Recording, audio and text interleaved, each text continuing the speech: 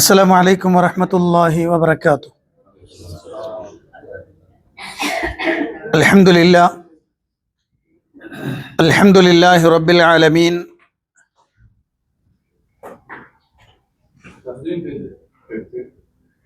نحمده ونستعينه ونستغفره ونعوذ بالله من شرور أنفسنا ومن سيئات أعمالنا. من يهده الله فلا مضل له ومن يضلل فلا هادي له. واشهد ان لا اله الا الله وحده لا شريك له واشهد ان محمدا عبده ورسوله صلى الله وسلم وبارك عليه وعلى اله واصحابه ومن اهتدى بهداهم الى يوم الدين. اما بعد، فقد قال الله سبحانه وتعالى في القرآن المجيد: أعوذ بالله من الشيطان الرجيم. يا أيها الذين آمنوا اتقوا الله حق تقاته ولا تموتن إلا وأنتم مسلمون. പ്രിയപ്പെട്ട ഹാജിമാരെ, അള്ളാഹുവിൻ്റെ കൽപ്പന നിർദ്ദേശങ്ങൾ ജീവിതത്തിൻ്റെ നിഖില മേഖലകളിലും സൂക്ഷിക്കണമെന്ന് എന്നോടെന്ന പോലെ നിങ്ങൾ ഓരോരുത്തരോടും അത് അർഹിക്കുന്ന പ്രാധാന്യത്തിൽ ഗൗരവത്തിൽ ഉണർത്തുകയാണ്. പരിശുദ്ധ മക്കയിലാണ് നമ്മളുള്ളത്. ജീവിതത്തിൽ നമുക്ക് കിട്ടിയ ഏറ്റവും നിർണായകമായ മണിക്കൂറുകളാണ് നമ്മുടെ ജീവിതത്തിലൂടെ കടന്നുപോയിക്കൊണ്ടിരിക്കുന്നത്.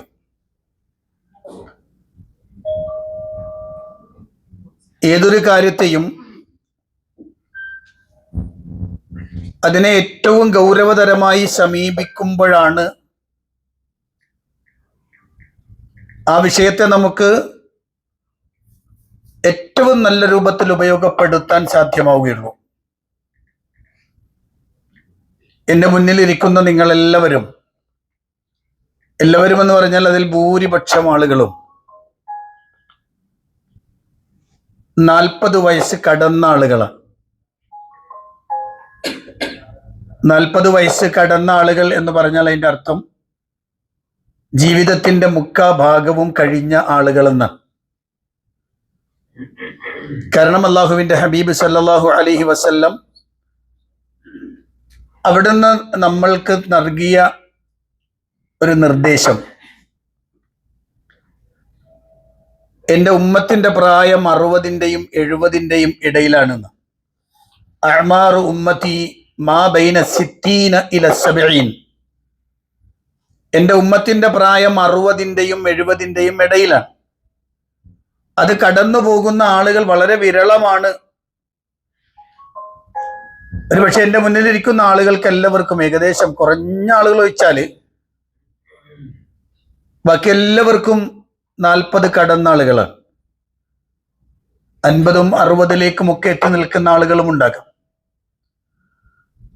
അങ്ങനെ വരുമ്പോൾ ഞാനും നിങ്ങളും മനസ്സിലാക്കേണ്ടുന്ന സുപ്രധാനമായ വിഷയം, നമ്മുടെ ജീവിതത്തിലെ ഒരുപക്ഷെ അവസാനത്തെ ഒരു യാത്രയായിരിക്കാം ഇത്.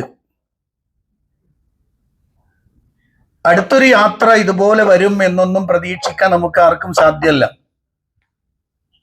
സാധാരണഗതിയിൽ ഒരു ചോദ്യം, നമ്മൾ സാധാരണ ഒരു ചോദ്യം ചോദിക്കാറുണ്ട്: പച്ചിലയാണോ വീഴുക, പഴുത്ത ഇലയാണോ ആദ്യം വീഴുക?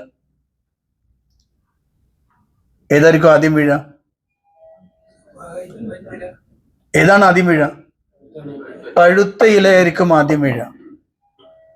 പച്ചില വീഴണമെങ്കിൽ ആകസ്മികമായി എന്തെങ്കിലും ഒന്ന് സംഭവിക്കണം, അപ്പോഴാണ് അത് പച്ചില വീഴുക.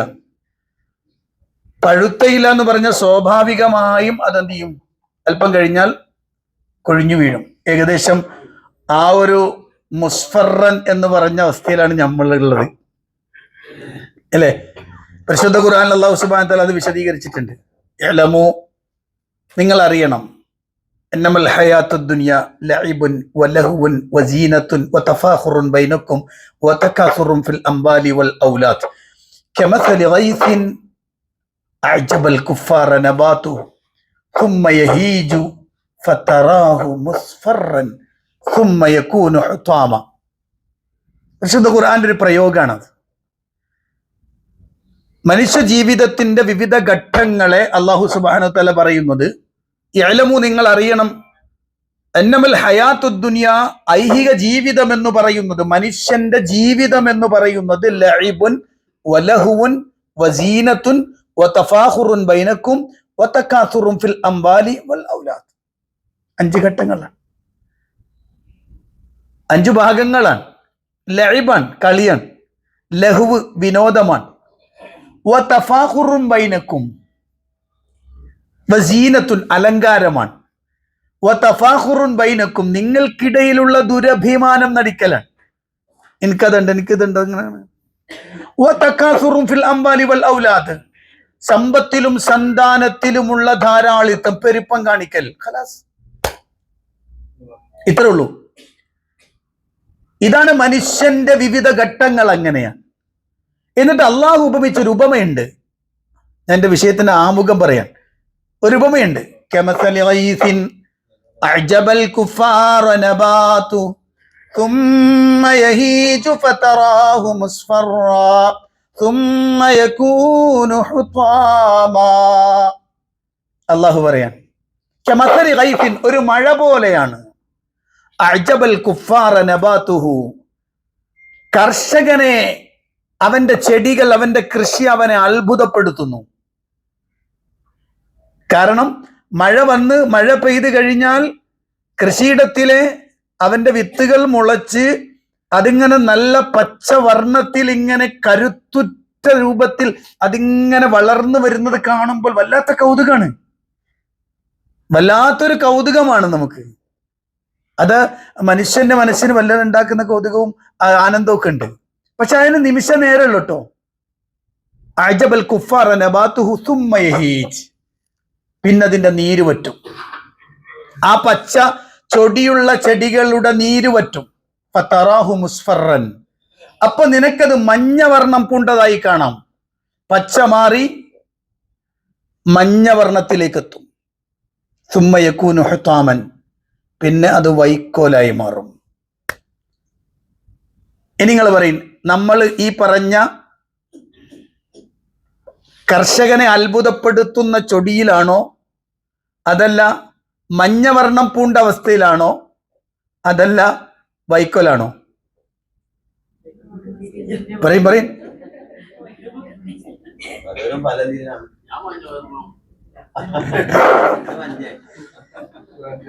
അതെ അല്ലേ?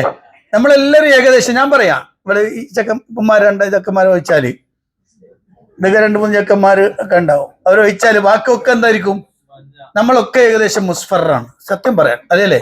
ഒരു മഞ്ഞ വർണ്ണം പൂണ്ട, അതായത് റസൂൽ ഖുർആൻ പറഞ്ഞ അവസാനത്തെ സ്റ്റേജിന് തൊട്ട് മുമ്പാണ് നമ്മളുള്ളത് എന്ന് പറയാം. ശ്രദ്ധിച്ചു നോക്കുക, നിങ്ങൾ ശരിക്കും ശ്രദ്ധിച്ചു നോക്കുക. അങ്ങനെയെങ്കിൽ ഇനി നമ്മളുടെ മുന്നിൽ വളരെ പ്രധാനപ്പെട്ട ഒരു വിഷയമാണ് ഞാൻ പറയാൻ ഉദ്ദേശിക്കുന്നത്. പരിശുദ്ധ ഖുർആനിൽ വിവിധങ്ങളായ സ്ഥലങ്ങളിൽ ഖുർആനിന്റെ ഒരു പ്രയോഗമുണ്ട്. ആ പ്രയോഗം തങ്ങൾക്ക് കിട്ടിയ സന്ദർഭം ഉപയോഗപ്പെടുത്താത്തതിന്റെ പേരിൽ അങ്ങേയറ്റം നിരാശയോടുകൂടി അള്ളാഹുവിന്റെ മുന്നിൽ സങ്കടം പറയുന്ന ചില സങ്കട കാഴ്ചകളുണ്ട്. ഞാനതിന് ആമുഖം പറഞ്ഞത്, ഏറ്റവും പരിശുദ്ധമായ ഈ മണ്ണിൽ വന്ന് നിന്നിട്ട് നമ്മൾക്ക് കിട്ടിയ ഈ ഓപ്പർച്യൂണിറ്റി, ഈ അവസരം, ഈ സന്ദർഭം, അത് നമ്മൾക്ക് ഉപയോഗപ്പെടുത്താൻ കഴിഞ്ഞിട്ടില്ലെങ്കിൽ ഒരു ഖേദപ്രകടനം വരാനിരിക്കുന്നുണ്ട്. പരിശുദ്ധ ഖുർആൻ അല്ലാഹു സുബ്ഹാനഹു വ തആല പറയാം. 1-ാമത്തെ വാചകം പരിശുദ്ധ ഖുർആൻ, നമുക്ക് അറിയണ സൂറത്തുൽ ഫജ്റിലെ ഒരായത്ത്. അള്ളാഹുവിന്റെ ഖുർആൻ പറയാം, വജീഅ യൗമഇദിൻ ബിജഹന്നം യൗമഇദിൻ യതദക്കറുൽ ഇൻസാനു വഅന്നാ ലഹു ദിക്റാ യഖൂലു യാ ലൈതനീ ഖദ്ദംതു ലിഹയാതി. അള്ളാഹുവിന്റെ ഖുർആൻ. വജീഅ യൗമഇദിൻ ബിജഹന്നം, അന്ന് നരകം കൊണ്ടുവരപ്പെടും. അന്ന് നരകം അവരുടെ ആളുകളുടെ മുന്നിലേക്ക് കൊണ്ടുവരപ്പെടും. ആ സന്ദർഭത്തിൽ യൗമഇദി യതദക്കറുൽ ഇൻസാൻ, ആ സന്ദർഭത്തിൽ മനുഷ്യനൊരു ഓർമ്മ വരാനുണ്ട്. മനുഷ്യന്റെ മനസ്സിലേക്ക് ഇന്നലകളിൽ കഴിഞ്ഞു പോയതെല്ലാം അവന്റെ മനസ്സിലേക്ക് കടന്നു വരുന്നൊരു ഘട്ടമുണ്ട്.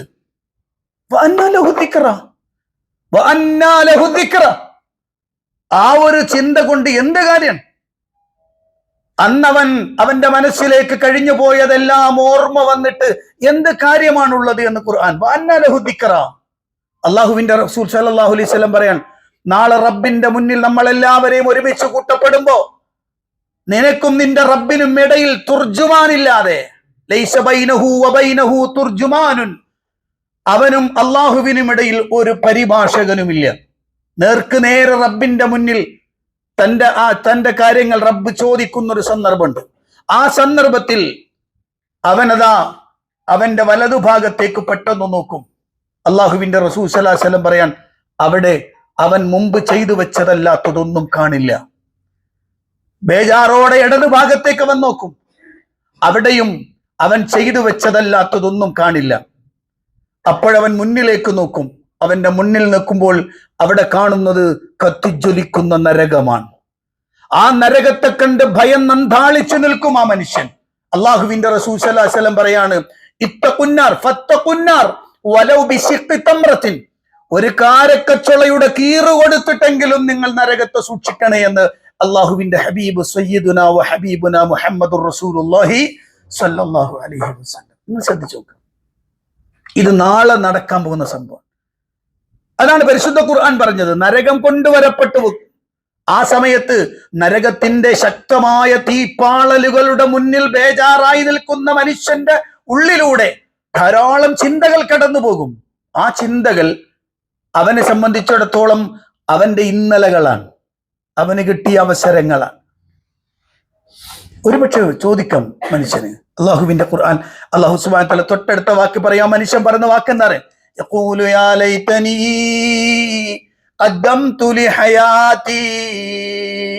യഖൂലു, അവൻ പറയും, യാ ലൈതനി ഖദ്ദംതു ലിഹയാതി, എന്റെ ജീവിതത്തിന് വേണ്ടി എന്തെങ്കിലും ഒന്ന് മുന്നൊരുക്കി വെച്ചിരുന്നെങ്കിൽ, ഞാനൊക്കെ എന്തെങ്കിലും ചെയ്തു വെച്ചിരുന്നെങ്കിൽ എത്ര നന്നായിരുന്നേനെ എന്ന് അവൻ പറഞ്ഞേക്കും. പരിശുദ്ധ ഖുർആൻ അള്ളാഹുവിന്റെ പ്രയോഗം. അള്ളാഹു പറയാൻ നാളെ നടക്കാൻ പോകുന്നത്. പ്രിയപ്പെട്ട ഹാജിമാരെ, ഇങ്ങനൊന്ന് പറയേണ്ടി വരുമോ? നമുക്ക് ഇങ്ങനൊന്ന് പറയേണ്ടി വരുന്നൊരവസ്ഥ ഉണ്ടാകുമോ? ശ്രദ്ധിച്ചു നോക്കുക. ഞാൻ എൻ്റെ മനസ്സിൽ എന്നോട് പറയേണ്ടതാണ്, നാളെ റബ്ബിന്റെ മുന്നിലെത്തുമ്പോൾ ഞാൻ യാ ലൈതനി ഖദ്ദംതു ലിഹയാതി, എനിക്ക് കിട്ടിയ അവസരം ഉപയോഗപ്പെടുത്തി എന്തെങ്കിലുമൊക്കെ ഒന്ന് ചെയ്തു വെച്ചിരുന്നെങ്കിൽ എത്ര നന്നായിരുന്നേനെ എന്ന് ഞാൻ പറയേണ്ടി വരുമോ എന്ന് ഞാൻ എന്നോട് ചോദിക്കണം. അങ്ങനെ പറയേണ്ടി വരിക എന്ന് പറഞ്ഞാൽ ജീവിതത്തിൽ കിട്ടുന്ന, അല്ലെങ്കിൽ നമ്മുടെ ജീവിതത്തിൽ നാം ഉണ്ടാക്കിയ ഏറ്റവും വലിയ പരാജയമാണ്. ഫഖദ് ഖസിറ ഖുസ്റാനൻ മുബീന, ഫഖദ് ഖസിറ ഖുസ്റാനൻ മുബീന, വ്യക്തമായ പരാജയം, വ്യക്തമായ നഷ്ടം എന്ന് അള്ളാഹുവിന്റെ ഖുർആനിൽ അള്ളാഹു സുബ്ഹാനഹു വ തആല പറഞ്ഞ വാചകമാണത്. എന്താണ്? നമുക്ക് അവസരങ്ങളൊന്നും കിട്ടിയിട്ടില്ലേ? ഇങ്ങനെ നിൽക്കുന്ന മനുഷ്യനോട് അള്ളാഹു ചോദിക്കുന്ന ഒരു ചോദ്യം. ഇവർ പറയുമല്ലോ, എന്ത്, എനിക്ക് അങ്ങനെ ഒന്ന് തിരിച്ചു പോകാൻ കഴിഞ്ഞിരുന്നെങ്കിൽ എത്ര നന്നായിരുന്നേനെന്ന് എല്ലാവരും ആലോചിക്കും. ഇപ്പൊ ഹജ്ജ് കഴിഞ്ഞ് നാട്ടിലെത്തുന്ന ആളുകളെ സംബന്ധിച്ചിടത്തോളം അവരുടെ മനസ്സുകൾ എപ്പോഴും ആഗ്രഹിക്കണം എന്താണ്? ഒന്നും കൂടി ഇങ്ങോട്ട് വരാൻ കഴിഞ്ഞിരുന്നെങ്കിൽ, ഒന്നും കൂടി ഇങ്ങോട്ടൊന്ന് വരാൻ കഴിഞ്ഞിരുന്നെങ്കിൽ എന്നും വല്ലാതെ ആഗ്രഹിക്കും. എല്ലാവരും ആഗ്രഹിക്കുന്നതാണ്. പക്ഷെ ഇവിടെ എത്തിയ നമ്മളെ സംബന്ധിച്ചിടത്തോളം എന്താണ്? ഇത് കഴിഞ്ഞു കിട്ടി പോകണം എന്നാണോ? അല്ല, ഇതെല്ലാം ഒന്ന് കഴിഞ്ഞ് പെട്ടെന്ന് കഴിഞ്ഞിരുന്നെങ്കിൽ ഒന്ന് പോകാമായിരുന്നു എന്നാണോ? അല്ല. പഠിച്ചോനെ, ചുരുങ്ങി പോവുകയാണ് ദിവസങ്ങൾ. 1, 2, 3, 4 ഇങ്ങനെ ചുരുങ്ങുമ്പോൾ ഓരോ ദിവസം കഴിയും തോറും അത്ര പെർഫെക്റ്റ് അല്ല എന്ന് തോന്നലുണ്ടാവുക. നമ്മൾ ചെയ്തില്ലല്ലോ, അത്ര ചെയ്തില്ലല്ലോ. സാധാരണ ഉംറക്ക് വരുന്ന ആളുകളോട് ഞാൻ കൊടുക്കുന്ന ഒരു ഷർത്തുണ്ട്, ഒരു നിബന്ധന ഉണ്ട്. എന്നുവെച്ചാൽ 14 ദിവസത്തിൽ 12 ദിവസമാണ് കിട്ടുക. 12 ദിവസത്തിൽ ഒരു ഖത്മ് ഓതണമെന്ന് ഞാൻ പറയുന്നുണ്ട്. ഒരു ഖത്മ് പൂർത്തിയാക്കണം. കിട്ടാവുന്നിടത്തോളം ഓതാ, ഒരു ഖത്മ് പൂർത്തിയാക്കാം. അങ്ങനെ പൂർത്തിയാക്കാൻ കഴിയുന്ന ആളുകളുണ്ട്, പൂർത്തിയാക്കിയ ആളുകളും ഉണ്ട് കേട്ടോ. എൻ്റെ അനുഭവത്തിൽ കുറെ അധികം ആളുകൾ പൂർത്തിയാക്കിയിട്ടുണ്ട്. അതേസമയത്ത് ഇവിടെ 30 ദിവസത്തിൽ നമുക്കൊരു പാക്കേജ് കിട്ടി, 30 ദിവസം, അതിൽ 20 ബാക്കിയൊക്കെ ഇവിടെ 20 ദിവസം കിട്ടാം. 20 ദിവസത്തിൽ എത്ര ഖത്ം ഓതാൻ പറ്റും, എത്ര ഓതാൻ പറ്റണം? ശരിക്കും 20 ദിവസത്തിലാണെങ്കിൽ ഏറ്റവും കുറഞ്ഞത് ഒരു ദിവസത്തിൽ 2 ജുസ് ഓതാണെങ്കിൽ 20 ദിവസം കൊണ്ട് എത്രയായി? ഒന്ന് രണ്ട് ചോദിയാൽ എത്ര കിട്ടും? ഒരു 40 അല്ലെ? 40 ജുസ് ഓതാനുള്ള സമയം നോർമലി നമുക്ക് കിട്ടും അല്ലേ? ഒരു നോർമൽ അത്രയും ഓതാൻ നമുക്ക് കഴിയും. ഇനി ഇന്നത്തെ ക്ലാസ് കഴിയുമ്പോൾ നമ്മളെല്ലാവരും അങ്ങോട്ടും ഇങ്ങോട്ടും ചോദിക്കാൻ, അങ്ങോട്ട് ചോദിക്കാൻ ഇങ്ങോട്ട് ചോദിക്കാനല്ല കേട്ടോ, നമ്മൾ അങ്ങോട്ടും ഇങ്ങോട്ടും ചോദിക്കാന്ന് പറയും, നമ്മളോട് ചോദിക്കാന്നാണ്. എന്ത്, ഇത്രയും ദിവസമായപ്പോ എത്ര ഓതിയെന്ന്, ഇത്ര ദിവസമായപ്പോ എത്രയാണ് ഓതിയെന്ന് ഞാൻ എന്നോട് ചോദിക്കാം. അപ്പോഴാണ് നമ്മൾ നിൽക്കുന്ന സ്റ്റാൻഡ് എവിടെയാണെന്ന് ബോധ്യപ്പെടുക. അപ്പൊ ഈ വാചകം പറയേണ്ടി വരുമോ? എന്ത് ചെയ്യാം? എന്താണ് ആ വാചകം? യാ ലൈതനി ഖദ്ദംതു ലിഹയാതി. നാളെ റബ്ബിന്റെ അടുത്ത് എത്തുന്ന സമയത്ത് പറയും, അള്ളാഹു ഒന്ന് മടക്കി തരുമോ, ഞാൻ ഒന്ന് പോയിട്ടൊന്ന് ക്ലിയർ ആയിട്ട് വരാം, ഒന്നും കൂടെ ഒന്ന് നന്നാക്കിയിട്ട് വരാം. അള്ളാഹ് ചോദിക്കുന്ന ഒരു ചോദ്യമുണ്ട്, അത് ഗൗരവമുള്ള ചോദ്യമാണ്. അവലം നുഅമ്മിർകും മാ യതദക്കറു ഫീഹി മൻ തദക്കർ വജാഅകുമുൻ നദീർ. അള്ളാഹുവിന്റെ ചോദ്യമാണ്. അവലം നുഅമ്മിർകും മാ യതദക്കറു ഫീഹി മൻ തദക്കർ. കാര്യങ്ങൾ ചിന്തിച്ചു മനസ്സിലാക്കാൻ പറ്റുന്ന ആളുകൾക്ക് അങ്ങനെ മനസ്സിലാക്കാൻ പറ്റുന്ന ഒരു സന്ദർഭം, ഒരായുസ് നിങ്ങൾക്ക് തന്നില്ലയോ? കിട്ടിയില്ലേ? 40ഉം 50ഉം 60ഉം 70ഉം ഒക്കെ കിട്ടിയില്ലേ വയസ്സ്? പോരാ, വജാഅകുമുൻ നദീർ, നിങ്ങൾക്ക് മുന്നറിയിപ്പ് വരികയും ചെയ്തില്ലയോ? പലതരത്തിലുള്ള മുന്നറിയിപ്പ് നമ്മുടെ മുന്നിലൂടെ പോകുന്നുണ്ട് അല്ലേ? ശാരീരികമായ പ്രയാസങ്ങൾ, നമ്മുടെ കുടുംബത്തിൽ തന്നെയുള്ള പലതരത്തിലുള്ള അവസ്ഥാന്തരങ്ങൾ നമ്മൾ കേൾക്കുന്നു. രോഗഗ്രസ്തരായി വീണു പോകുന്ന ചെറിയ ആളുകൾ. ഇന്നിപ്പോ ഹംസക്ക് പറഞ്ഞൊരു കാര്യം, ചെറിയ വയസ്സുള്ള ഒരാള് ക്യാൻസർ ആണ്, വലിയ പ്രയാസത്തിലേക്ക് പോവുകയാണ്. നിങ്ങൾ എല്ലാവരും ദ്വാരക്കണം ഇൻഷാ അല്ലാഹ് അതിന്റെ കൂട്ടത്തിൽ. ചുരുങ്ങിയ പ്രായമുള്ളൂ. അപ്പൊ സ്വാഭാവികമായും നമുക്ക് വരുന്ന പരീക്ഷണങ്ങൾ നമ്മുടെ മുന്നിൽ ഇങ്ങനെ കാണുന്നുണ്ട്. പലതും നമ്മുടെ മുന്നിൽ, അതൊക്കെ നമുക്ക് നദീറാണ്, മുന്നറിയിപ്പാണ്, താക്കീതാണ്. ആ താക്കീത് നിങ്ങൾക്ക് തന്നില്ലയോ എന്ന് അള്ളാഹു ചോദിക്കുന്ന ചോദ്യമുണ്ട്. അതേ പടച്ചവനെ തന്നിരുന്നു, പക്ഷേ ഞാൻ അത്ര ഗൗരവത്തിൽ എടുത്തില്ല, ഞാൻ അത്ര ഗൗരവത്തിൽ അത് കണ്ടില്ല, പക്ഷെ എനിക്ക് അത്രത്തോളം അങ്ങ് പോയില്ല. അതുകൊണ്ട് ലഅല്ലി എനിക്ക് നീ തരികയാണെങ്കിൽ നന്നായിരുന്നത്, അഅ്മലു സ്വാലിഹൻ ഫീമാ തറക്തു, ഞാൻ വിട്ടുകളഞ്ഞ കുറെ കാര്യങ്ങൾ ചെയ്യാനായി എനിക്കൊരു അവസരം തന്നാൽ ഞാൻ ശരിയായിക്കൊള്ളാം എന്ന് അള്ളാഹുവിന്റെ മുന്നിൽ പറയുമെന്ന് പരിശുദ്ധ ഖുർആനിൽ അള്ളാഹു സുബ്ഹാനഹു വ തആല പഠിപ്പിക്കാൻ. അതുകൊണ്ട് തന്നെ നമുക്ക് കിട്ടുന്ന അവസരത്തെ ഏറ്റവും ഭംഗിയായി എന്ത് ചെയ്യണം? ഉപയോഗപ്പെടുത്തണം. തിരിഞ്ഞു നോക്കുമ്പോൾ ഒരു ചാരിതാർത്ഥ്യം ഉണ്ടാവണം. പക്ഷെ സ്വീകരിക്കൽ റബ്ബിന്റെ തീരുമാനമാണ്. ഇന്നമാ യതഖബ്ബലുല്ലാഹു മിനൽ മുത്തഖീൻ. തഖ്വയോടുകൂടി ചെയ്താൽ അള്ളാഹു എന്ത് ചെയ്യും? സ്വീകരിക്കുമെന്ന് റബ്ബ് നമ്മൾക്ക് വാഗ്ദാനം നൽകിയിട്ടുള്ളതാണ്. അതിന് എത്ര ചെറിയ പ്രവൃത്തിയാണെങ്കിലും വലിയ പ്രവൃത്തിയാണെങ്കിലും അതിന് കൂടെ പ്രാർത്ഥിക്കണം സ്വീകരിക്കാനായി. നമ്മൾ ഓരോ ദിവസവും അവസാനിപ്പിക്കുമ്പോൾ ചെയ്യേണ്ട വർത്താനം അതാണ്. ഓരോ അമലിന് ശേഷം ചെയ്യേണ്ട പണി അതാണ്. നമ്മൾ ഹറമിന്റെ നമ്മൾ കഅബാലയത്തിന്റെ തൊട്ടടുത്താണുള്ളത്. ആ കഅബാലയം അത്രയും ഉന്നതമായ രൂപത്തിൽ അതിനെ അസ്ഥിവാരമിട്ട് അതിനെ പണിത് രണ്ടുപേര്, ഇബ്രാഹിം നബിയും ഇസ്മായിൽ നബിയും, രണ്ടുപേരും ചെയ്ത പണി ഏറ്റവും സൂപ്പർ പണിയാണ്. ലോകത്ത് അതിനേക്കാളും ഉന്നതമായ പണിയില്ല. അള്ളാഹുവിന്റെ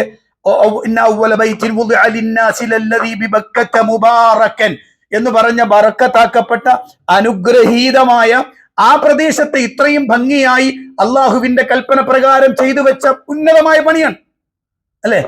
ഇങ്ങോട്ടോ അല്ലേ? അപ്പൊ അതിന് പ്രതിഫലം കിട്ടൂലേ? കിട്ടോ ഇല്ലേ? എന്തെങ്കിലും ഉണ്ടാത്തത് കിട്ടുന്ന ഉറപ്പല്ലേ? പക്ഷെ അങ്ങനെ ഉറപ്പാണ് എന്നിട്ടും ഇബ്രാഹിം നബിയും ഇസ്മായിൽ നബിയും പ്രാർത്ഥിച്ച പ്രാർത്ഥന എന്താണ്? റബ്ബനാ തഖബ്ബൽ മിന്നാ ഇന്നക അന്തസ് സമീഉൽ അലീം. നാഥ, നീ കേൾക്കുന്നവനും അറിയും. വല്ലാത്തൊരു വർത്താനായിട്ടത്. നിങ്ങൾ എപ്പോഴും ശ്രദ്ധിച്ചോളൂ. പരിശുദ്ധ ഖുർആനിൽ ഏതൊരു വിഷയം പറഞ്ഞ് അവസാനിപ്പിക്കുമ്പോൾ അള്ളാഹുവിന്റെ വിശേഷണം പറഞ്ഞ് അവസാനിപ്പിച്ചിട്ടുണ്ടെങ്കിൽ ആ പറയപ്പെട്ട വിഷയവുമായി ഈ വിശേഷണത്തിന് വലിയ ബന്ധം ഉണ്ടാവും. ഇവിടെ ഇബ്രാഹിം നബി പറയാൻ റബ്ബനാ തഖബ്ബൽ മിന്നാ ഇന്നക അന്തസ് സമീഉൽ അലീം. ഞങ്ങൾ സ്വീകരിക്കണേ റബ്ബേ, ഇന്നക അന്തസ് സമീഉ അൽ അലീം. എന്താണ് ആ വാക്കിന്റെ അർത്ഥം? എന്താ? നീ കേൾക്കുന്നവനും കാണുന്നവനും അറിയുന്നവനുമാണ് നമ്മൾ അർത്ഥം വെക്കുക അല്ലേ? എന്താണ് പറഞ്ഞതിന്റെ അർത്ഥം? ഞാൻ ചെയ്ത അമൽ, ആ അമൽ എല്ലാവരും കാണും ഇല്ലേ? എല്ലാവർക്കും കാണാൻ പറ്റുന്ന അമലാണ്. പക്ഷെ അതല്ല, ആ അമല് ഞാൻ ചെയ്യുമ്പോൾ എന്റെ കൽബ് കൃത്യമായി കാണാൻ അല്ലാഹുവേ നിനക്കറിയും, നീ അറിയുന്നവനാണ്. എന്റെ കൽബ് എന്താണെന്ന് നിനക്കറിയാം. എന്റെ മനസ്സിന്റെ തേട്ടവും എന്റെ പ്രത്യേകതയും നിനക്കറിയാം. അത് നീ കേൾക്കുന്നവനുമാണ്. വേറെ ആർക്കും കേൾക്കാൻ കഴിയില്ല, വേറെ ആർക്കും അറിയാൻ കഴിയില്ല. അത് നിനക്ക് മാത്രമുള്ള പ്രത്യേകതയാണ്. അതിന്റെ ഉള്ളിൽ അടങ്ങിയ വളരെ പ്രധാനപ്പെട്ട ഒരു വിഷയമാണത്. ഇതാണ് നമ്മൾ ദ്വാരക്കുമ്പോ ഏതൊരു കർമ്മം കഴിഞ്ഞാലും അവസാനം പറയേണ്ട വർത്താനതാണ് റബ്ബനാ തഖബ്ബൽ. സ്വീകരിക്കണേ അല്ലാ. ചെയ്തിട്ടുണ്ട് ഞാൻ. നിസ്കാരം കഴിഞ്ഞ ഉടനെ ആദ്യം ചെയ്യുന്ന പണി എന്താ? നിസ്കാരം ചെയ്ത ആദ്യം ചെയ്യുന്ന പരിപാടി എന്താ? അസ്തഗ്ഫിറുല്ലാഹ് അല്ലേ? എന്തിനാ ഈ അസ്തഗ്ഫിറുല്ലാഹ് പറയണത്? നേരത്തെ ചെയ്ത പണി തെറ്റായിരുന്നു? തെറ്റാണോ? അല്ല, ശരിക്കും അസ്തഗ്ഫിറുല്ലാഹ് എന്ന് പറയുന്നതിന് ഒരു എഫക്റ്റ് ഉണ്ട്. പക്ഷെ നമ്മൾ ആരും എന്ത് ചെയ്യില്ല, അത്രയും ഉള്ളിലേക്ക് ഇറങ്ങിയിട്ടല്ല അസ്തഗ്ഫിറുല്ലാഹ് പറയണത്. കാര്യം കഴിഞ്ഞാൽ പിന്നെ എന്ത് ചെയ്യണം? അങ്ങനെ പറഞ്ഞു തീർക്കണം എന്നാണ്. അല്ലല്ല, അതിനൊരു വലിയ ആശയമുണ്ട്. എന്താണ്? റബ്ബേ, നീ എന്നോട് നിസ്കരിക്കാൻ പറഞ്ഞു. നിന്റെ ഹബീബ് നിസ്കരിച്ച് കാണിച്ചു എന്നതുപോലെ നിസ്കരിക്കാൻ ഞാൻ ശ്രമിച്ചിട്ടുണ്ട്, ഞാൻ നിസ്കരിച്ചിട്ടുണ്ട്. പക്ഷേ എനിക്കറിയാത്ത എന്റെ കൽബിന്റെ നിനക്ക് മാത്രമേ അറിയുള്ളൂ. ഞാൻ ചെയ്തു വെച്ച പ്രവർത്തനത്തിൽ നീ ഉദ്ദേശിച്ചതുപോലെ ആയിട്ടില്ലെങ്കിൽ അതിന് നീ എന്നെ പിടിച്ചു ശിക്ഷിക്കല്ല റബ്ബേ, എനിക്ക് മാപ്പാക്കി തരണം, എനിക്ക് വിട്ടുതരണം എന്ന കൽബിലൂടെ ഉള്ള വർത്താനാണ് ഏത്? എന്ത്? അസ്തഗ്ഫിറുല്ലാഹ്. ആ മൂന്നെണ്ണം അങ്ങോട്ട് പറയുമ്പോഴാണ് ശരിക്ക് നമ്മുടെ അമലിനെ ഒരു സമ്പൂർണത നമുക്ക് വരിക. ചെയ്തു, അതിൽ വല്ല പാകപ്പഴം വന്നിന്റെ റബ്ബിനോട് ഞാൻ എന്ത് ചെയ്തിട്ടുണ്ട്? പൊറുക്കലിനെയും തേടിക്കഴിഞ്ഞിരിക്കുന്നു. അത്രയും ഹൃദയസ്പർശിയായി അമലിനെ കൊണ്ടുവരിക എന്നതാണ് ഏറ്റവും പ്രധാനപ്പെട്ട കാര്യം ഈ വാചകത്തിലൂടെയൊക്കെ. അപ്പൊ ഞാൻ പറഞ്ഞു വന്നത്, ഇങ്ങനെ ഒന്ന് ചെയ്യാൻ കഴിയുന്നില്ലെങ്കിൽ, ഈ രൂപത്തിലാകുന്നില്ലെങ്കിൽ, നാളെ റബ്ബിന്റെ അടുത്ത് എത്തുമ്പോൾ നമ്മൾ എന്ത് ചെയ്യേണ്ടി വരും? എന്ത് പറയേണ്ടി വരും? യാ ലൈതനി ഖദ്ദംതു ലിഹയാതി എന്ന് പറയേണ്ടി വരും. ഒന്ന്. ഇനി രണ്ടാമത്തത് അല്ലാഹു സുബ്ഹാനഹു വ തആല നമ്മളോട് പറയുന്നത്, ഇവിടെ നമുക്ക് വലിയ തരത്തിലുള്ള പല രൂപത്തിലുള്ള ബന്ധങ്ങളും അതുപോലെ തന്നെ നമ്മളേതായിട്ടുള്ള പല രൂപത്തിലുള്ള ആളുകളുമായിട്ട് ബന്ധം. ഇപ്പൊ ഇവിടെ വന്നതിന് ശേഷം നിങ്ങളെല്ലാവരും എന്തിട്ടുണ്ട്? പരസ്പരം ബന്ധം, പലരുമായിട്ടും ബന്ധം സ്ഥാപിച്ചിട്ടുണ്ട്. പക്ഷെ ഈ ബന്ധങ്ങളൊന്നും തന്നെ നമ്മളുടെ സുഹൃതങ്ങളെ ബാധിക്കുന്നതാവരുത്. ഞാൻ പറഞ്ഞ് മനസ്സിലാവുന്നുണ്ടോ നിങ്ങൾക്ക്? ഞാൻ പറഞ്ഞത് മനസ്സിലാവുന്നുണ്ടോ? മനസ്സിലായിട്ടുണ്ടോ? ഞാനും ഇദ്ദേഹവുമായുള്ള ആ ബന്ധം ഇപ്പൊ ഉണ്ടായ ബന്ധമാണ്. നമ്മളിപ്പോ അടുത്ത ബന്ധം വന്ന് നല്ല ക്ലോസ് ആയി അല്ലേ? പക്ഷെ അതൊരിക്കലും എന്റെ സുഹൃതത്തെ ബാധിക്കരുത്. മനസ്സിലായോ? നൗഷാദ് പറഞ്ഞു നമുക്ക് നേരത്തെ ആറമ്പിലേക്ക് പോകണ്ട, ഒരു കാര്യം ഒരു മണിക്കൂറൂടെ കഴിഞ്ഞോട്ടെ, എന്നിട്ട് നമുക്ക് പോവാം. എന്റെ മനസ്സിൽ വലിയ ആഗ്രഹമുണ്ട് ഇപ്പൊ പോണോന്ന്. പക്ഷെ ഞാൻ ഏറ്റവും അടുത്ത് ബന്ധം സ്ഥാപിച്ച ആളെന്ത് പറഞ്ഞു?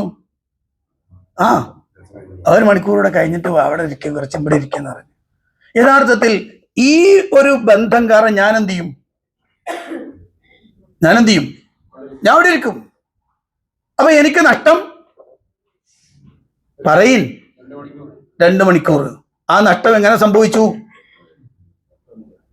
എന്ത് സംഭവിച്ചു? ആവശ്യമില്ലാത്തൊരു ബന്ധം ഞാൻ ഉണ്ടാക്കിയത് കൊണ്ടുണ്ടായ ഗുണമാണത്. ഞാൻ പറയാം, നിങ്ങൾക്കൊന്നും തോന്നരുത് കേട്ടോ, ഞാൻ അതിന്റെ അസലിൽ നിന്നിട്ട് വർത്താനം പറഞ്ഞുകൊണ്ടാണ്. അവിടെയാണ് ആഖിറത്തിന്റെ വിഷയത്തിൽ അപ്പനയാണ്. അവിടെ സ്വാർത്ഥംബരികളാണ് നമ്മൾ, സെൽഫിഷുകളാണ് നമ്മൾ. ഏതിൽ? ആഖിറത്തിന്റെ വിഷയത്തിൽ. അടുത്ത സമയമാവട്ടെ എന്ന് പറയാൻ പാടില്ലാത്തൊരു കാര്യമാണത്. നാളെ ആവട്ടെ, അടുത്ത സമയത്താവട്ടെ എന്ന് പറയാൻ പാടില്ലാത്ത സന്ദർഭമാണ് ഇതിനെക്കുറിച്ച്, ആഖിറത്തിനെ കുറിച്ച്. ദുനിയാവിനെ കുറിച്ചാണെങ്കിൽ എന്ത് ചെയ്യാ, നമുക്ക് ഭക്ഷണം കഴിക്കല്ലേ എന്ന് വെച്ച്, അത് പിന്നെ കുറച്ചുകൂടെ കഴിഞ്ഞിട്ടായാലും കുഴപ്പമില്ല. ഇനി അത് തിന്നില്ല എന്ന് വെച്ചിട്ട് മരിച്ചൊന്നും പോകില്ലല്ലോ. മരിച്ചു പോവാ? മരിച്ചൊന്നും പോകില്ല. തിന്നില്ല എന്ന് വെച്ചിട്ട് മരിച്ചൊന്നും പോകില്ല.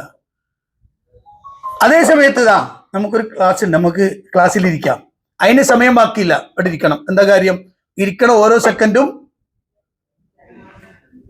സെക്കൻഡും ആഖിറത്തിലേക്കുള്ള പണി. കാരണം മലക്കൾ ഇങ്ങനെ അല്ലാഹു മഗ്ഫിർ ലഹു അല്ലാഹു മഗ്ഫിർ ലഹു അല്ലാഹു മഗ്ഫിർ ലഹു എന്നിങ്ങനെ പറഞ്ഞുകൊണ്ടിരിക്കുകയാണ്. മനസ്സിലായി? അത്രയും പുണ്യമായ കാര്യം. ഹറമിലേക്ക് പോകണം, അപ്പൊ വിളിച്ചു, അപ്പൊ തന്നെ ഇറങ്ങാൻ. ഇല്ലേ, നിങ്ങൾ പോയിക്കോളി, ഞാൻ പിന്നെ വന്നോളാം. നിങ്ങളുടെ നന്മ എന്നെ കൊണ്ട് നഷ്ടപ്പെടാൻ പാടില്ല, നിങ്ങൾ പോയിക്കോളി. നിങ്ങൾ പോകുന്നില്ല, എന്നാ പിന്നെ ഞാനും ഇവിടെ ഇരിക്കും. അങ്ങനെ ഇരിക്കാൻ പാടില്ല. അതിൽ ഞാൻ സെൽഫിഷാണ്. മനസ്സിലായോ? ഇല്ലെങ്കിൽ എന്താ സംഭവിക്കുക? അതാണ് എന്റെ പോയിന്റ്. അങ്ങനെ നിങ്ങൾ മറ്റൊരു ബന്ധത്തിലേക്ക് പോയി, ആ ബന്ധം കാരണം നമ്മുടെ നന്മകൾ നഷ്ടമായാൽ നമുക്കെന്താണ് സംഭവിക്കാൻ പോകുന്നത്? അത് നമ്മൾ അറിയണ്ടേ? അത് അല്ലാഹുവിന്റെ ഖുർആൻ പറയാൻ, وَيَوْمَ يَعَضُّ الظَّالِمُ عَلَى يَدَيْهِ يَقُولُ يَا لَيْتَنِي اتَّخَذْتُ مَعَ الرَّسُولِ سَبِيلًا يَا وَيْلَتَى لَيْتَنِي لَمْ أَتَّخِذْ فُلَانًا خَلِيلًا وَيَوْمَ يَعَضُّ الظَّالِمُ عَلَى يَدَيْهِ അക്രമി വിരല് കടിക്കുന്ന ദിവസം. ആര്? അക്രമിയല്ലേ, ഞാനല്ലോ. അക്രമി വിരല് കടിക്കുന്നല്ലേ പറഞ്ഞ? ഞാനല്ലോ. ഞാൻ മുഅ്മിനല്ലേ. ഞാൻ എങ്ങനെയാ ലാലിമാവുക? ഇനി എന്റെ ചോദ്യം, എന്താണ് ഈ ളുൽമ് എന്ന് പറഞ്ഞാൽ? അക്രമം എന്ന് പറഞ്ഞാൽ എന്താ?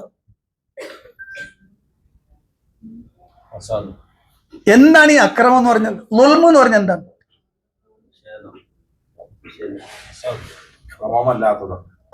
Yes, correct. അതാണ്. ക്രമമല്ലാത്തതെല്ലാം അക്രമം.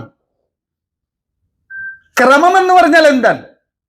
ഒരു കാര്യത്തിന് നിശ്ചയിക്കപ്പെട്ട ക്രമം, ആ ക്രമത്തിന് വിരുദ്ധം പ്രവർത്തിച്ചാൽ എന്തായി? അക്രമമായി. ഞാൻ ഉദാഹരണം പറഞ്ഞ നിങ്ങൾക്ക് പെട്ടെന്ന് മനസ്സിലാവും. ഇത് അള്ളാഹുവിന്റെ കിതാബാണ്, പരിശുദ്ധ ഖുർആൻ. ഇത് അള്ളാഹുവിന്റെ കിതാബാണ്. ഇത് ബഹുമാനിക്കൽ നിർബന്ധമായ കിതാബാണ്. മനസ്സിലായോ? ഇത് എന്തല്ല, ഇത് അങ്ങനെ ബഹുമാനിക്കപ്പെടേണ്ട സാധനമല്ല. ആണോ? ഇതെനിക്ക് നേരെ താഴെ വെക്കാം, നിലത്ത് വെക്കാം, ആരും ഒന്നും ചോദിക്കൂല, ഒരു കുറ്റവും ഇല്ല. ഉണ്ടോ? ഇത് ഞാൻ വെക്കുന്നിടത്ത് ഇങ്ങനെ നിലത്ത് വെക്കാൻ പാടുണ്ടോ? പറയും. ഇങ്ങനെ വെറുതെ നിലത്ത് വെക്ക പറ്റോ? എന്തുകൊണ്ട്? അത് അക്രമമാണ്. അതിനെയാണ് ളുൽമ്, അക്രമം എന്ന് പറയാ. അതായത് വളുഉ ശൈഇ ഫീ ഗൈരി മഹല്ലിഹി എന്നാണ്. വളുഉ ശൈഇ ഫീ ഗൈരി മഹല്ലിഹി, ഒരു കാര്യം അതിന്റെ സ്ഥാനമല്ലാത്തയിടത്ത് വെക്കുന്നതിനെയാണ് എന്ത് പറയാ? അക്രമം എന്ന് പറയാം. ഒരു കാര്യം അതിന്റെ സ്ഥാനമല്ലാത്തയിടത്ത് വെക്കുക, ഇതിനെയാണ് അക്രമം എന്ന് പറയാം. അക്രമം ചെയ്താൽ അയാൾ കുറ്റക്കാരനാണ്. അക്രമം ചെയ്താൽ ചെറുതാവട്ടെ വലുതാവട്ടെ അയാൾ ആരെങ്കിലും കുറ്റക്കാരനായിരിക്കും. ഇവിടെ അള്ളാഹു എന്താ പറഞ്ഞത്? ഇവിടെ ഒരു ക്രമമുണ്ട്. ആ ക്രമം എന്താ? പരലോകത്തിന് വേണ്ടിയിട്ടുള്ള ക്രമത്തിൽ അള്ളാഹുവിന്റെ പ്രവാചകൻ നമ്മളോട് കൽപ്പിച്ചു തന്നിട്ടുള്ളത്, അള്ളാഹുവിന്റെ ഖുർആൻ നമ്മളോട് കൽപ്പിച്ചു തന്നിട്ടുള്ളത് ഏതൊരു കാര്യവും നീ നിനക്ക് വേണ്ടി, നിന്റെ രക്ഷയ്ക്ക് വേണ്ടി ചെയ്യണം എന്നതാണ്. അതാണ് അതിന്റെ ക്രമം.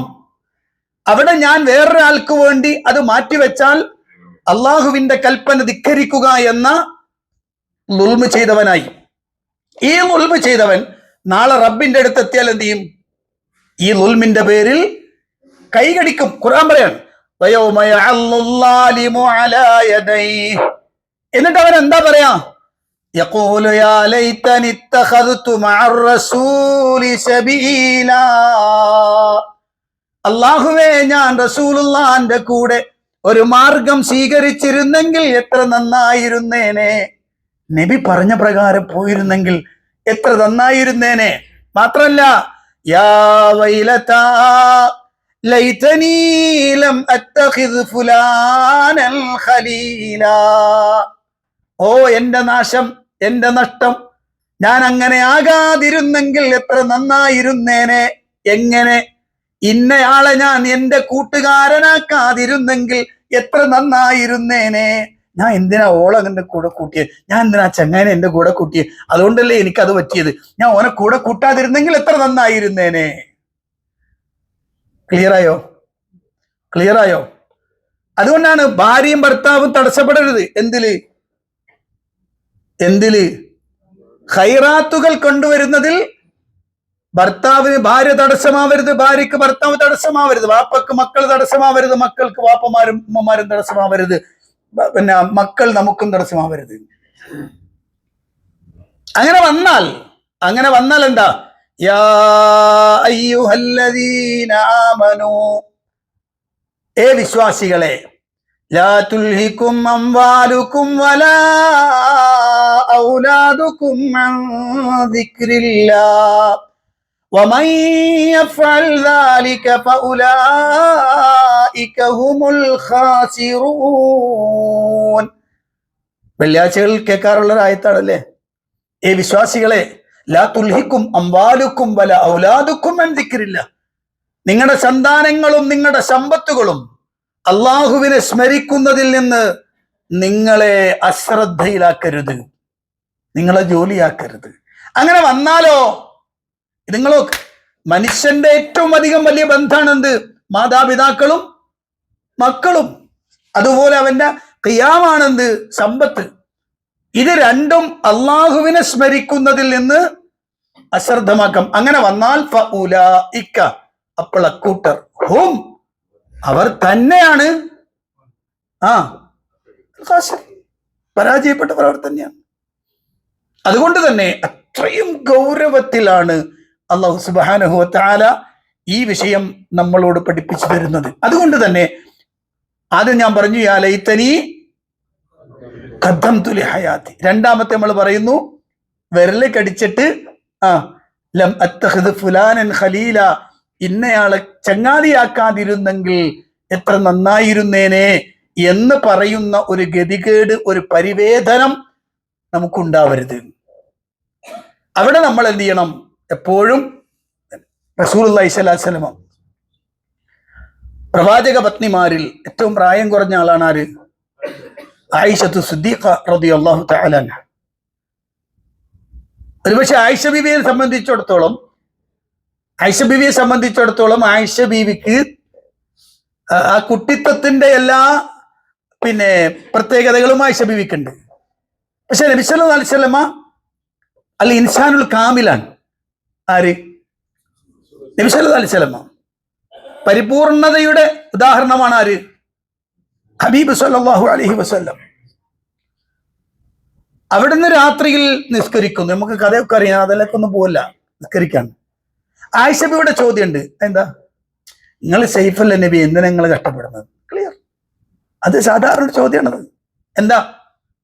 നിങ്ങളുടെ പാപങ്ങളൊക്കെ അല്ല പുറത്തുനിന്നല്ലേ, നിങ്ങൾക്ക് വിഷമമൊന്നുമില്ലല്ലോ, പ്രശ്നമൊന്നുമില്ലല്ലോ നബിയെ, പിന്നെ എന്തിനാ നിങ്ങൾ ഇങ്ങനെ കഷ്ടപ്പെടുന്നത്? കാരണം രണ്ടു കാലിലും നീര് വരുന്നുണ്ട്, രാത്രി നിസ്കാരത്തിന് ദൈർഘ്യം കാരണം. ആയിഷ ബീവിന്റെ ചോദ്യമാണ്, എന്തിനാ നിങ്ങൾ ഇങ്ങനെ കഷ്ടപ്പെടുന്നത്? റസൂലുള്ളാഹിന്റെ മറുപടി എന്താ? അഫല അകൂനു അബ്ദൻ ശകൂറൻ, ആയിഷ, ഞാൻ ചെയ്യുന്ന അമൽ എത്രയോ ചെറുതാണ്. എന്റെ റബ്ബ് എനിക്ക് നൽകിയ അനുഗ്രഹങ്ങളെ കുറിച്ച് ചിന്തിക്കുകയാണെങ്കിൽ, ഓർക്കുകയാണെങ്കിൽ ഞാൻ അല്പമെങ്കിലും നന്ദി കാണിക്കണ്ടേ ആയിഷ? ഞാൻ എന്റെ റബ്ബിനോട് നന്ദി കാണിക്കണ്ടേ ആയിഷ? ഏറ്റവും പക്വതയാർന്ന വർത്തമാനം. മനസ്സിലായോ? സാധാരണ ഭാര്യമാരൊക്കെ പറയില്ലേ, അങ്ങനെയാണെങ്കിൽ നിങ്ങൾ ഇനി ഒന്നും പോണ്ട, ഇവിടെ ഇരുന്നാളി അല്ലെ? അത് ഓർക്ക് നമ്മളോടുള്ള റഹ്മത്തും റഫത്തും മവദ്ദത്തും ഒക്കെ കൊണ്ട് പറയണതാണ്. ഒരു പക്ഷെ നമ്മൾ അങ്ങോട്ടും പറയും എന്നാച്ചു ചെയ്യണ്ട, അവിടെ ഇരുന്നോളി എന്ന് പറയും. പക്ഷെ അപ്പോഴും ആലോചിക്കേണ്ട വിഷയം എന്താ? അതിനപ്പുറത്ത് എനിക്ക് രക്ഷപ്പെടണ്ടേ എന്നൊരു ചോദ്യമുണ്ട്. അഫല അക്കൂനു അബ്ദൻ ശക്കൂർ. അത് ചോദ്യം വളരെ കൃത്യമാണ്. അത് വേണ്ടതല്ലേ എന്ന് ചോദിക്കുന്ന ഒരു ചോദ്യം. ഞാൻ ഒരു സംഭവം കൂടെ പറഞ്ഞിട്ട് എന്റെ സംസാരം എന്നിട്ട് അവസാനിപ്പിക്കും. ഇതെന്നെ കുറെ പറയാനുണ്ട് കേട്ടോ, പക്ഷെ അങ്ങനെ പറഞ്ഞു വഴിയില്ലാത്തതുകൊണ്ടാണ് നിർത്താണ്. പ്രവാചകന്റെ സ്വഹാബി വര്യന്മാരിൽ ഒരു സ്വഹാബി, അദ്ദേഹത്തിന് പ്രായം കുറെ അയക്കണം, പ്രായം കുറെ ഉണ്ട്. അങ്ങനെ അദ്ദേഹത്തിന്റെ ആ സന്ദർഭം, റസൂലുള്ളാഹിന്റെ കാലം കഴിഞ്ഞു, അബൂബക്കറിന്റെ കാലം കഴിഞ്ഞു, ഉമർ ഇബ്നുൽ ഖത്താബിന്റെ കാലം കഴിഞ്ഞിട്ടുണ്ട്. ആ സന്ദർഭത്തിൽ അധികം വയസ്സുമായിട്ടുണ്ട്, വളരെ പ്രായമായിട്ടുണ്ട്. ആ സമയത്ത് ഖലീഫ യുദ്ധത്തിന് വേണ്ടി തയ്യാറാവണം, കുറച്ച് ദൂരെ പോയിട്ട്, അഥവാ കടലിലൂടെ പോയിട്ട് യുദ്ധം ചെയ്യേണ്ടുന്ന സന്ദർഭം. എല്ലാം റെഡിയാവണമെന്ന് പറഞ്ഞു. അദ്ദേഹത്തിന്റെ 3 ആൺമക്കൾ അല്ലെങ്കിൽ 2 ആൺമക്കൾ, 2 രൂപത്തിലും പറയപ്പെടുന്നുണ്ട്. അദ്ദേഹത്തിന് ആൺമക്കളൊക്കെ റെഡിയായി പോയി, ആവശ്യമുള്ള സാധനങ്ങളൊക്കെ വാങ്ങാൻ വേണ്ടി മക്കൾ പോയി റെഡിയാണ്. അപ്പം വയസ്സായ വാപ്പ വിളിച്ചിട്ട് പറഞ്ഞു, ഇവിടെ നിങ്ങളാ യുദ്ധ സാധനങ്ങൾ വാങ്ങാൻ പോകുമ്പോൾ ഒരു കിറ്റ് എനിക്ക് വാങ്ങിക്കോളി, എനിക്ക് ഒരെണ്ണം വാങ്ങിക്കോളി. അപ്പൊ മക്കള് ഉപ്പാനോട് ചോദിക്കുന്നത്, നിങ്ങൾ എന്തിനാ വരുന്നത്? നിങ്ങൾ റസൂലുള്ളാഹിന്റെ കൂടെ ഉണ്ടായിരുന്ന അവനെ കൂടെ ഒക്കെ ഉണ്ടല്ലോ, ഇനിയിപ്പോ നിങ്ങൾക്ക് പ്രായമായില്ലേ, നിങ്ങൾ ഇവിടെ ഇരിക്കും, ഞങ്ങളല്ലേ നിങ്ങളെ മക്കളായിട്ട് ഇൻഷാ അല്ലാഹ് ഞങ്ങൾ പോയിക്കോളാം. അപ്പോ ആ സഹാബി പറഞ്ഞൊരു മറുപടി ഉണ്ട്. ഒരുപക്ഷെ ഏത് പ്രായാധിക്യത്തിലും നമ്മളെ എടുത്ത് നമ്മളെ ഏറ്റവും അധികം അള്ളാഹുവിലേക്ക് അടുക്കാൻ പ്രേരിപ്പിക്കുന്നൊരു വാക്ക്. ആ സഹാബിയുടെ മറുപടി എന്താ പറയുക? എടാ, അള്ളാന്റെ റസൂലിന് ഖുർആൻ ഇറങ്ങുമ്പോ അത് ഓതി തന്നവരാണ്, ഓതി കേട്ടവരാ ഞങ്ങള്. അവിടെ അള്ളാന്റെ ഖുർആൻ ഒരു ആയത്തുണ്ട്, ഇൻഫിറൂ ഖിഫാഫൻ വതിഖാലൻ ഫീ സബീലില്ലാഹ്. നിങ്ങൾ അള്ളാന്റെ മാർഗത്തിൽ ലഘുവായോ ഖനമായോ ഇറങ്ങിപ്പുറപ്പെടണം. ശ്രദ്ധിക്കണേ, ഇറങ്ങിപ്പുറപ്പെടണം. ഇത് അള്ളാന്റെ റസൂൽ ഞങ്ങൾക്ക് ഓതി തരുമ്പോ അവിടെ ഞങ്ങൾക്ക് പ്രായവ്യത്യാസം നബി തങ്ങൾ പറഞ്ഞു തന്നിട്ടില്ല. അത് പ്രായം കുറഞ്ഞവനെന്നോ കൂടിയവനെന്നോ അള്ളാന്റെ റസൂൽ പറഞ്ഞിട്ടില്ല. അതുകൊണ്ട് മര്യാദക്ക് പറയാണ് ഞാൻ, എനിക്കും കൂടെ വാങ്ങിക്കോളി. പിന്നെ വർത്താനില്ല കേട്ടാ. കാരണം എന്താ? ആയത്തോതി വിശദീകരണമാണ് കൊടുത്തത്, പിന്നെ വർത്താനില്ല, അവിടെ സ്റ്റോപ്പ്. മക്കൾ വാങ്ങിക്കൊടുത്തു. യുദ്ധത്തിന് പോയി, കപ്പലിൽ പോവാണ്. സമുദ്രത്തിന്റെ നടുക്കു വളരെ വിശാലമായി ഇങ്ങനെ പോയിക്കൊണ്ടിരിക്കുന്നതിനിടയിൽ പ്രായമേറെയുള്ള ആൾക്ക് ഒരു പക്ഷേ സ്വാഭാവികമായിട്ടുണ്ടാകും അന്തരീക്ഷമായിട്ട് പൊരുത്തപ്പെടാൻ പറ്റാതെ അദ്ദേഹത്തിന് ശ്വാസോച്ഛ്വാസം പ്രയാസമായി. അവിടെ അവർ കുറെ പരിശ്രമിച്ചു നോക്കി. പക്ഷേ അവസാനം ആ സ്വഹാബി കപ്പലിൽ കിടന്ന് തന്നെ ഷഹീദായി എന്ന് ഞാൻ പറയാം. കാരണം അള്ളാന്റെ മാർഗത്തിൽ ഇറങ്ങി പുറപ്പെട്ട ആളാണ്. അങ്ങനെ ഇറങ്ങി പുറപ്പെട്ടാൽ വഴിക്ക് വെച്ചിട്ട് മരണം വന്നാൽ ഫഖദ് വഖഅ അജ്റുഹു അലല്ലാഹ്, പ്രതിഫലം കിട്ടിയെന്നാണ്. അങ്ങനെ അദ്ദേഹം അവിടെ മരിച്ചു. മക്കൾ കഫൻ ചെയ്തു. എവിടെ മറമാടും? ഒരു സ്ഥലവും കാണാനില്ല. ഒന്നിലധികം ദിവസങ്ങൾ ആ മയ്യത്തുമായി കപ്പൽ ഓടിയെന്നാണ്. അങ്ങനെയാണ് ഒരു ചെറിയ ദ്വീപ് കാണുന്നു. ആ ദ്വീപിൽ കപ്പലടുപ്പിച്ചു. മാപ്പാന്റെ മയ്യത്ത് അവിടെ മറമാടി അവർ തിരിച്ചു പോന്നു. എവിടെയാണതെന്നും ആർക്കും ഒരു പിടുത്തല്ല. പക്ഷെ ഞാനതിൽ നിന്ന് പറയുന്ന ഒരു പ്രധാനപ്പെട്ട പോയിന്റ് എന്താ അറിയുന്നത്? ഇവർ അള്ളാന്റെ റസൂലിന്റെ സഹാബികളാണ്. ആ സഹാബികളുടെ മനസ്സ് മുഴുവനും കൽബ് മുഴുവനും അള്ളാഹുമായുള്ള തലബ്ബുസിൽ ശക്തമായി നിന്നവരാണ്. അത്രയും ബന്ധമുണ്ടായിരുന്നു. അതുകൊണ്ട് ഞാൻ വീഴുന്നെങ്കിൽ അള്ളാഹുവിന് വേണ്ടി വീഴുള്ളൂ. അള്ളാന്റെ അടുത്ത് പ്രതിഫലം കിട്ടുന്ന രൂപത്തിലെ എന്റെ മരണം സംഭവിക്കുന്നെങ്കിൽ അങ്ങനെ സംഭവിച്ചോട്ടെ എന്ന് തീർച്ചപ്പെടുത്തിയ ആളുകൾ. ജീവിതത്തിൽ പ്രിയപ്പെട്ടവരെ, നമുക്ക് കുറെ വീഴ്ചകളൊക്കെ പറ്റിയിട്ടുണ്ടാവും, നമുക്ക് കുറെ അവസരങ്ങളും അവസരങ്ങളൊക്കെ ഉപയോഗപ്പെടുത്താൻ പറ്റാതെ വന്നിട്ടുണ്ടാകാം. പക്ഷെ ജീവിതത്തിൽ അതെല്ലാം തിരിച്ചു പറഞ്ഞ്, അതെല്ലാം ഏറ്റുപറഞ്ഞ്, എല്ലാം ക്ലിയർ ആക്കി ഏറ്റവും ശക്തമായി മുന്നോട്ട് പോകാനുള്ള ഒരവസരത്തിലാണ് നമ്മൾ എല്ലാവരും ഉള്ളത്. അതുകൊണ്ട് തന്നെ ഏറ്റവും ഭംഗിയായ രൂപത്തിൽ നമ്മുടെ പ്രവർത്തനങ്ങളെ ചിട്ടപ്പെടുത്തണം. ഓരോന്നിലും നമുക്ക് ചെയ്യാവുന്നിടത്തോളം മാക്സിമം ചെയ്യണം. അത് മത്സരം വേണം. എന്തിനു വേണം? ഇതിലല്ല ഇജ് 2 തിന്ന് ഞാൻ 3 തിന്നും, അതിലല്ല. അതിൽ വേണ്ട, അതിൽ വേണമെങ്കിൽ തിന്നാ മതി, നിർബന്ധമൊന്നുമില്ല. മത്സരം വേണ്ട. പക്ഷെ മത്സരം വേണം. ഏതില്?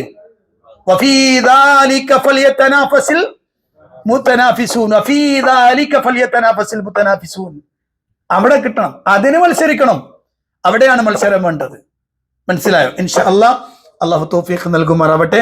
ഏറ്റവും ഭംഗിയായ രൂപത്തിൽ നമ്മുടെ കർമ്മങ്ങളെ ചിട്ടപ്പെടുത്തി ഖൈറാത്തുകൾ കിട്ടുന്ന ചെറുതാണോ ആ ചെറുതിലാണെങ്കിലും എന്ത് ചെയ്യുക, ലഭിക്കുന്ന രൂപത്തിൽ മാറ്റിക്കൊണ്ടുപോകാൻ നമുക്ക് കഴിയണം. ഞാൻ നേരത്തെ പറഞ്ഞതുപോലെ പരസ്പരം അങ്ങോട്ടും ഇങ്ങോട്ടും സഹായിക്കണം. പക്ഷെ നമുക്ക് പ്രയാസമുണ്ടാക്കുന്ന രൂപത്തിലുള്ള സഹായം എന്ത് വേണ്ട, അത് വേണ്ട. നമ്മുടെ നന്മ നഷ്ടപ്പെടുത്തുന്ന രൂപത്തിലുള്ളത് അല്ല. പക്ഷെ അവിടെയും നമുക്ക് പ്രതിഫലം കിട്ടുമെങ്കിൽ ഏറ്റവും പ്രതിഫലാർഹമായ പ്രവർത്തനത്തിന് വേണ്ടി നമ്മൾ എന്ത് ചെയ്യാം, നിന്നൊടുക്കാം. ഒറ്റ വാക്ക് പറയാം. നബി സ്വല്ലല്ലാഹു അലൈഹി വസല്ലം പറഞ്ഞൊരു വാക്കുണ്ട്, പ്രവാചകന്റെ പള്ളിയിൽ ഇഅ്തികാഫിരിക്കുക എന്നുള്ളത് ചെറിയ പണിയൊന്നുമല്ലല്ലോ.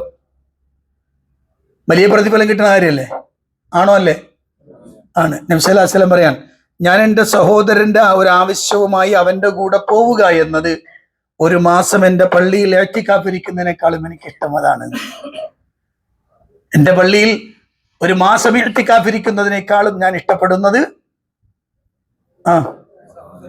എൻ്റെ സഹോദരന് ഒരാവശ്യം നിർവഹിച്ചു കൊടുക്കാൻ അവന്റെ കൂടെ പോകലാണ് എന്ന് അല്ലാഹുവിന്റെ റസൂൽ സ്വല്ലല്ലാഹു അലൈഹി വസല്ലം പറഞ്ഞിട്ടുണ്ട്. അതുകൊണ്ട് തന്നെ ഹെൽപ്പിംഗ് മെന്റാലിറ്റി എപ്പോഴും നല്ലതാണ് നോക്കുക.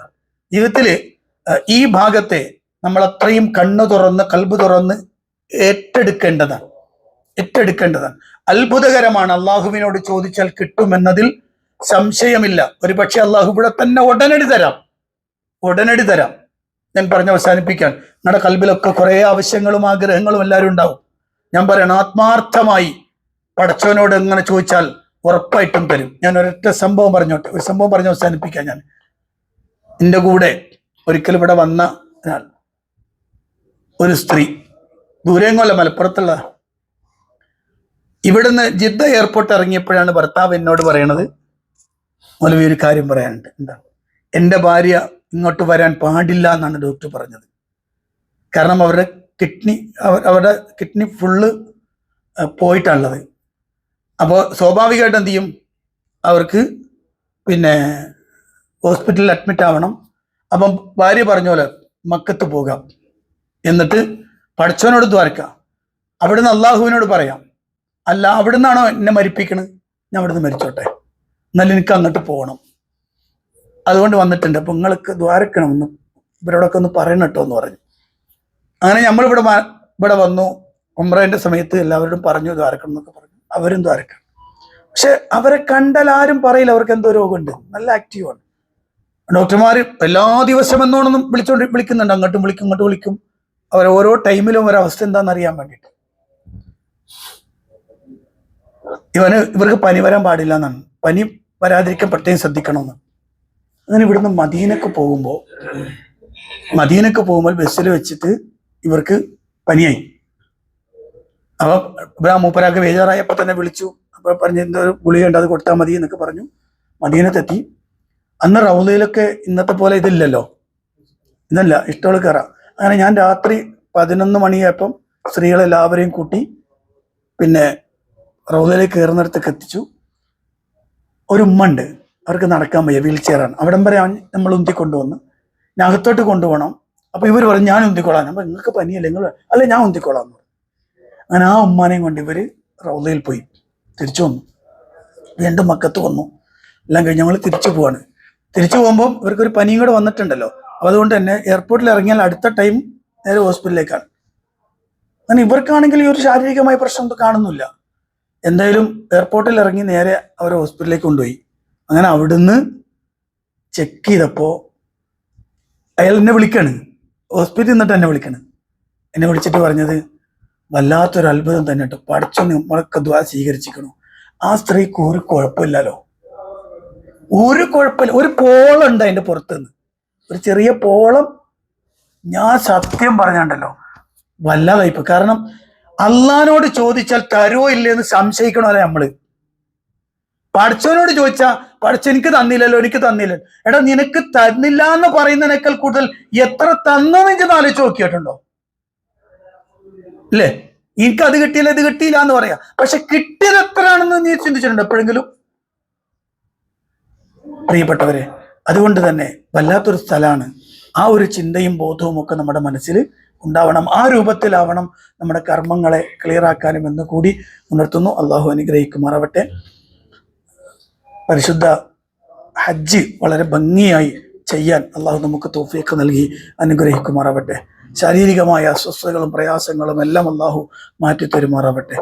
ചെയ്യുന്ന കർമ്മങ്ങളെല്ലാം അള്ളാഹു പൂർണ്ണമായും സ്വീകരിക്കുകയും അർഹമായ പ്രതിഫലം തന്ന് അനുഗ്രഹിക്കുകയും ചെയ്യുമാറാവട്ടെ.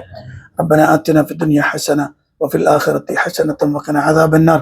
റബ്ബന തഖബ്ബൽ മിന്ന ഇന്നക അൻതസ് സമീഉൽ അലീം വതുബ് അലൈനാ ഇന്നക അൻതത് തവ്വാബുർ റഹീം. ആമീൻ ബിറഹ്മതിക യാ അർഹമർ റഹീമീൻ. വൽഹംദുലില്ലാഹി റബ്ബിൽ ആലമീൻ. അസ്സലാമു അലൈക്കും വറഹ്മത്തുള്ളാഹി വബറകാതുഹു.